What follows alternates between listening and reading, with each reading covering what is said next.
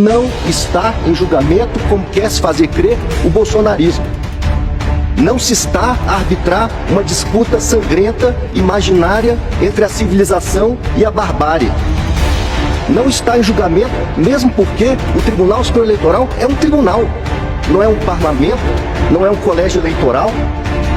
Não está em julgamento, portanto, aqui, nesse processo, a validade, por exemplo, de um processo de direita para a vida política da nação. Nada disso está em julgamento, não pode ser assim. Está em julgamento a reunião com os embaixadores, a vida muito antes do início do período eleitoral e das eleições, em julho de 2022.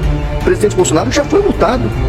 Representações, não AGES, representações do PT, do PCdoB, do Ministério Público Eleitoral e do próprio PDT, sobre os eventos, sobre a reunião com os embaixadores. Em julgamento conjunto, o tribunal inclusive aplicou a multa de R$20 mil. Uma reunião com embaixadores é uma reunião com embaixadores. Isso não traduz uma base fática suscetível de apuração em ação de investigação judicial eleitoral. Era uma investigação para apurar a rigidez jurídica de uma franciscana reunião com embaixadores. Não tem absolutamente nada de uso de aeronave. Tem café, pão de queijo, sanduíche, suco, tem nota fiscal de R$9 mil. Em prédio público, sim, mas para tratar dentro de um diálogo institucional forte, dentro de um diálogo institucional público, sobre um tema que numa democracia substancial não poderia ser tabu. Um traço de abuso do poder. O ato foi eminentemente de Estado, foi institucional e oficial, fazendo uso do artigo 84(7) da Constituição Federal. Foi realizado não na presença de eleitores, não na presença de candidatos, não na presença de atores eleitorais no plano geral das eleições de 22. Foi publicizado, foram encaminhados convites ao TSE, ao Supremo, ao TST, ao TCU.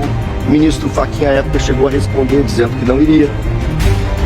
Foi despido de gravidade, notadamente para os fins alusivos a esse tipo de ação que a reunião foi realizada, não o 8 de janeiro. Isso não é desdobramento de uma reunião com embaixadores, com todo respeito.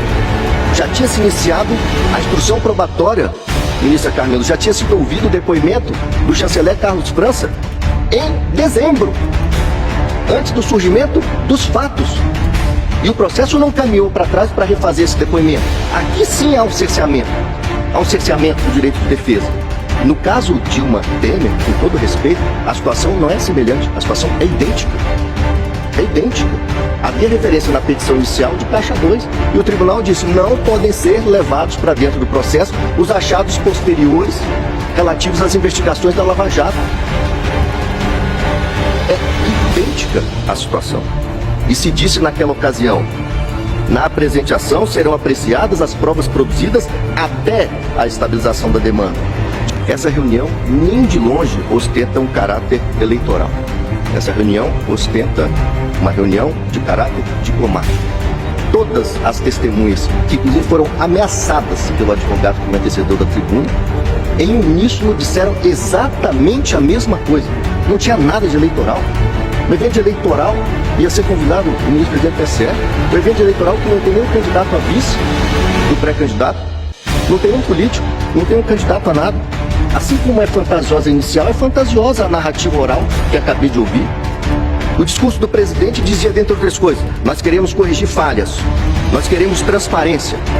A autora, com todo respeito, sem nenhum pudor, junta esse documento apócrifo, impertinente, sem qualquer conexão com a lide. Os achados que vieram do Supremo, o ministro Alexandre pode me corrigir se eu estiver errado, contém, por exemplo, uma perícia papiloscópica sobre esse documento, dizendo assim: não é assinado, não é datado, não possui identificação, jamais foi tocado por alguém que não o escrivão da Polícia Federal, que fez a diligência e não se ocupou de colocar nem luva de látex, e a advogada que acompanhou a diligência. São as duas digitais que estão nesse documento, que nem merece o nome de documento, porque não é identificado, não é datado. Chegaram a dizer: Tarcísio, você tem participação? Não, tem até erros de português nisso, Camilo. É um documento risível. É um documento que foi parar na casa do ministro Anderson, não saiu de lá e não teve propósito outro senão ir pro lixo.